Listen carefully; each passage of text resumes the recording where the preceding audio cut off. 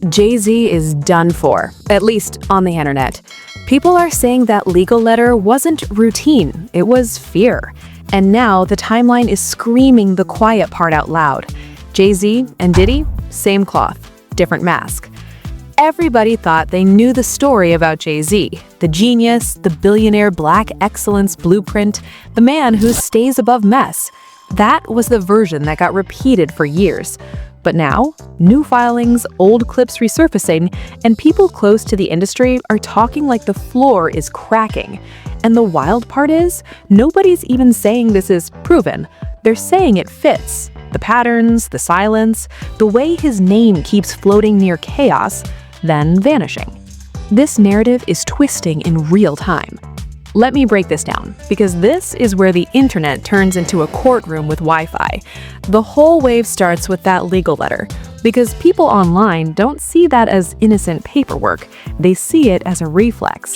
The kind of reflex that only shows up when somebody feels cornered. And once folks felt that, it was like they collectively said, "Oh, so that's the nerve."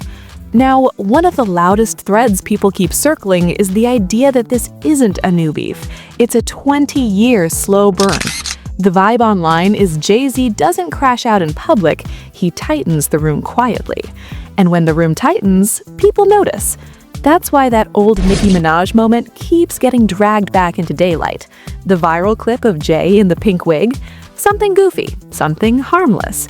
But the story being repeated is someone reposted it, and allegedly, lawyers started circling like sharks. People online say that reaction was the tell. Because why would a billionaire be sweating a repost? That's what they're asking. And then the timeline does what it always does. It starts stacking coincidences like bricks. People bring up the elevator incident, not because it proves anything new, but because it's one of the rare moments where JayZ's image looked human, vulnerable, like the shield slipped for a second. And fans swear every time the shield slips, the machine moves fast to patch it.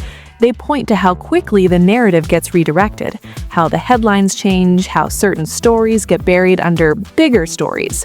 Now, here's where it gets even crazier. Online detectives have been acting like full-blown investigators. They're pulling up guest lists, old photos, backstage footage, party clips, award show angles. People are literally slowing down frames, zooming in, comparing who stands where, who greets who first, who's relaxed, who looks tense. And I'm not saying this proves anything. This is just how the internet is moving. They're using voice-matching software in some edits, claiming they can detect who's speaking off camera. One thread said there was 78% similarity between a muffled voice and a known interview cadence. Is that science? Who knows? But it spreads because it sounds precise. And that's all the internet needs. Then there's the Diddy connection. Some people are saying JayZ has always been around the edges of the Diddy universe, but never close enough to get stained. That's the claim. That's the rumor. That's the perception. Like, he's near the smoke, but the ash never lands. And that's why that whole "they were never close" statement coming through legal channels hit people weird. Because fans immediately pulled up clips where Diddy is on stage acting familiar, touching, comfortable, saying things like only one person can call him Sean. People are like, that doesn't look like not close. That looks like inside jokes. And now, social media is spiraling into that darker conversation. If Diddy goes down, who's next? Because once one monster becomes acceptable to attack, the internet always lines up the next target. And the loudest theory is the reason folks are even comfortable looking at JayZ this way is because for the first time, he's not getting the usual pass. Certain commentators say Jay can influence black media because business ties run deep, but mainstream outlets don't owe him that same loyalty. So when People Magazine energy or Entertainment Tonight energy starts sniffing around, that's not the same game. That's the part that feels new. Now, I gotta say this clearly so nobody twists it. Allegations are allegations. Rumors are rumors. People are saying is not this is fact. But the reason this story is viral is because the internet is connecting it like a conspiracy board. And the center of the board is the same question. Why does JayZ's name keep showing up near key moments? And why does he always walk away untouched? That's what people keep repeating. That's the narrative. Then comes the Nicki Minaj royalties talk, because this part hits different. There have been long-running claims floating around that she worked non-stop helping build platform energy, and that millions, figures like 7.9 million, were allegedly not properly paid out. I'm not saying that's verified. I'm saying that number has lived online like a ghost that won't leave. And every time JayZ gets pulled into drama, that ghost shows up again. Fans say, why was this never fully resolved in public? Why did it just fade? And fading is the theme here. And now, with Jaguar Wright's statements, the tone gets even darker. She's been publicly claiming things that are extreme, graphic, and explosive. She said JayZ is worse than Diddy, and she frames it like she has proof, scars, tapes. She says all that. Again, none of that has been proven in court in a way the public can point to as final.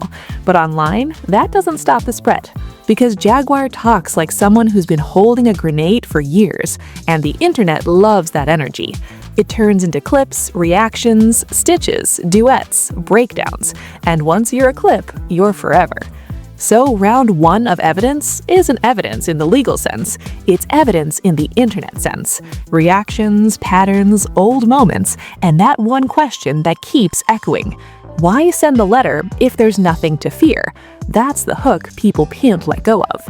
Now let's get into the motive, because this is where everything starts clicking in people's heads, even if it's all speculation. Think about it. JayZ isn't just a rapper. He's a symbol, a brand, a billionaire blueprint. And when you're that high up, your biggest threat isn't a diss track, it's perception, because perception is currency. The internet keeps framing JayZ like this. He doesn't move loud, he moves strategic. He plays chess while everybody else is throwing chairs. And that's why people keep comparing him to Diddy. Same energy, different packaging. Diddy's image for years was the flashy boss, the party king, the everybody-come-here magnet. JayZ's image is the cleaner suit, the boardroom, the man who transcended. So when people say cut from the same cloth, they're really saying the control looks different, but the control feels the same. And that brings us to the feud angle. Folks online love a long war. They love "this started 20 years ago" because it makes everything feel like inevitable, like every headline was just a chapter. So when people talk about a 20-year tension between industry figures, between camps, between egos, it becomes this myth. And myths spread faster than facts. In that myth, Jay is the shadow operator, the one who doesn't have to touch the mess directly, because the mess touches people for him. Again, that's the narrative people are pushing, not proof. Then there's the black excellence conversation, the billionaire brunch vibe, the optics of powerful black men standing shoulder to shoulder, smiling, shaking hands, acting like the world outside isn't burning. And some commentators are basically saying that image is a shield, because if you criticize the shield, you're framed as jealous, bitter, anti-success. That's why this moment feels like a rupture, because people are criticizing anyway. They're saying, stop hiding behind symbolism, and that's dangerous for somebody whose whole public story is symbolism. Now let's talk about why 50 Cent is even in this. People keep asking, why is 50 so locked in? And the answer fans keep circling is simple. 50 doesn't forget. He doesn't forgive. He collects moments. He turns moments into content. And if 50 smells blood in the water, he's not the type to swim away politely. He circles, he waits, and then he bites. Add Dame Dash into the mix, and you get even more gasoline. Dame's angle is always personal, but he frames it like principle. He says Jay has never faced this level of mainstream scrutiny. That's the point. Because Jay's entire aura is untouchable. So the moment he looks touchable, people don't just stare, they rush in, they pile on, they retell old stories with new captions. And captions are everything. The motive people keep implying is control. Control of narrative, control of money, control of loyalty, control of who gets a platform and who gets erased. That's why people talk about royalties and platform building and business ties. Because in hip-hop, money isn't just money. Money is power, and power is silence. Then there's the age and optics conversation that Jean Deal brought up in interviews. This idea that back then, people didn't know everybody's real age. Folks looked young, clean-shaven, low cuts, no visible markers. So certain situations didn't register the same way. But now, with hindsight, people start doing math. And once people start doing math, it gets ugly fast. Because math doesn't care about vibes. If the numbers don't line up, the story changes. And that's why this whole thing is exploding now. Not because the internet suddenly became moral, let's keep it real. The internet just got bored. It got restless. It wants a bigger monster. And if Diddy is the acceptable monster today, the timeline is already scanning for the next one. That's what Dame Dash meant when he said lineup. The internet loves a lineup. It loves the feeling of watching giants fall. So, motive isn't about one isolated rumor. It's about the possibility that the whole machine has been protected by alliances, that the system kept certain people safe, and now that one piece of the system is cracking, everyone's watching the cracks travel, and JayZ's name keeps showing up in the conversation. That's why this is viral. That's why people are obsessed. Because it's not just what happened, it's who gets away. And if you want the simplest motive the internet keeps repeating, fear of exposure. Not fear of truth, fear of the conversation. Because once the conversation starts, you can't unstart it. You can't sue the internet into silence forever. But here's the part that hits different. It's not even about JayZ's image. It's about the people who get swallowed when powerful men start playing defense. Because the loudest, scariest piece of the story isn't the celebrity names. It's the Jane Doe energy, the anonymous person, the regular life, the front porch, the family. When someone says they filed something and then backed off, not because they changed their story, but because they were terrified, that shakes people. Because that's not hip-hop drama anymore. That's survival. That's how did you find me? That's why are you at my home? And the internet hears that and instantly turns cold. Because everybody can imagine that. Everybody can picture being anonymous and then suddenly not. And people online keep repeating the same nightmare. Your name isn't public, your face isn't public, and somehow strangers still show up. Asking questions, pressuring you, testing your resolve. Whether that's exactly what happened or not, what matters is the claim. The claim becomes a story people feel in their chest. Because if you're a regular person and you feel like a billionaire's world is leaning in your direction, that's not a fair fight.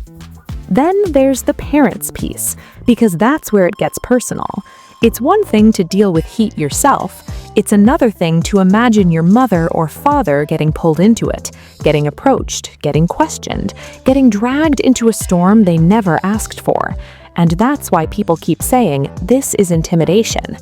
Again, not proven, but emotionally it reads like intimidation. It reads like pressure. It reads like the kind of thing that makes people fold.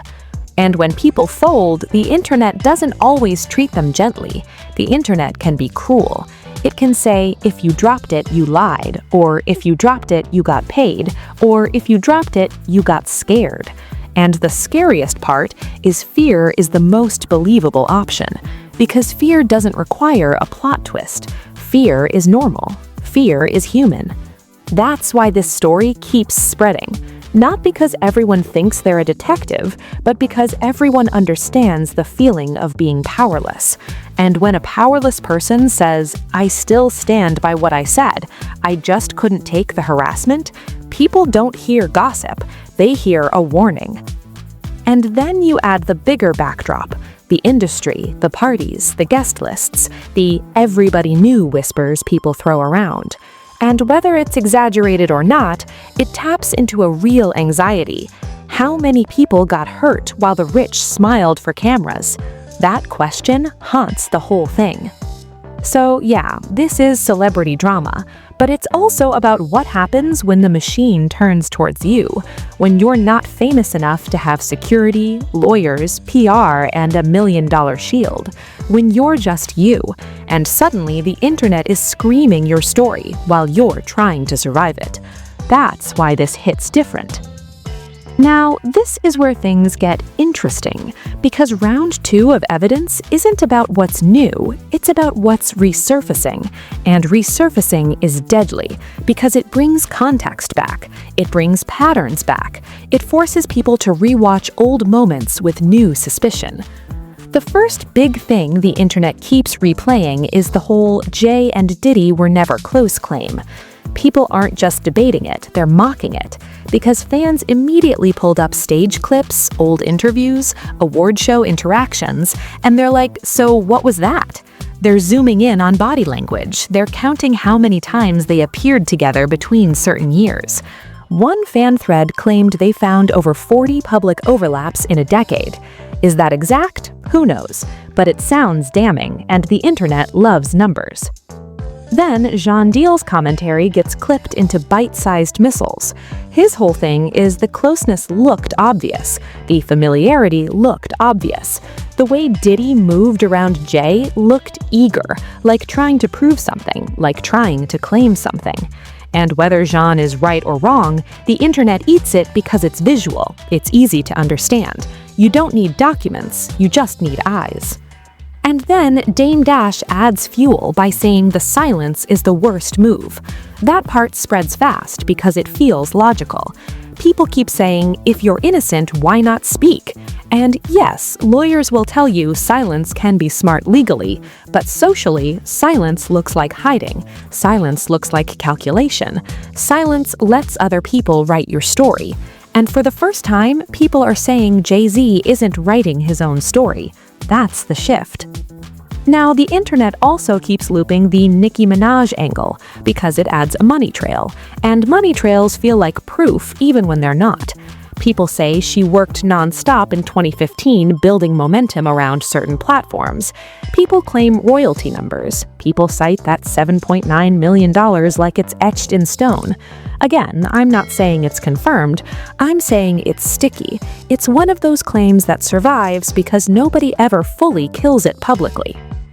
And then there's Jaguar Wright. Her accusations are the kind that make headlines just by existing.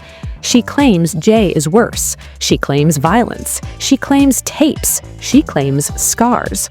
Those are extreme statements. And when you put extreme statements next to mainstream silence, the internet goes, why isn't this being addressed?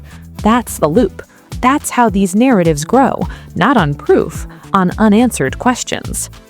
But it gets even crazier when you look at how people connect this to the Diddy fallout. The rumor mill says if Diddy is cooperating, the only thing that matters is what he knows.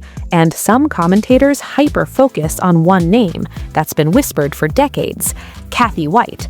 People online throw that story around like a forbidden file. Alleged relationship, alleged pregnancy, sudden death, ruled aneurysm, but speculation lingering. JayZ has never been charged in relation to it, and he's denied wrongdoing. That's important. But the internet doesn't treat no charges like closure. It treats it like unfinished. So the evidence in round 2 is really a collage. Stage clips, old comments, resurfaced interviews, recycled allegations, and the same repeating theme, JayZ's aura of protection. People say he can control black media. People name drop Drink Champs, Charlemagne, corporate ties, business relationships. They say mainstream white outlets are a different beast. And now those outlets are on his head, according to the chatter. That's what's being repeated. And here's the thing.